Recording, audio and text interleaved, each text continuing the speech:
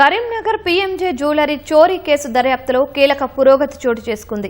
దోపిడీకి పాల్పడిన ముగ్గురు నిందితులను ఆనంద్, ఇంతియాజ్, షాబుద్దీన్ గా పోలీసులు గుర్తించారు. చోరీ అనంతరం పరారైన పల్సర్ బైక్ ను ధర్మపురిలోని గోదావరి తీరంలో పోలీసులు గుర్తించారు. బైక్ తో పాటు సమీపంలోనే హెల్మెట్ ను కూడా వదిలి వెళ్లినట్లు సమాచారం.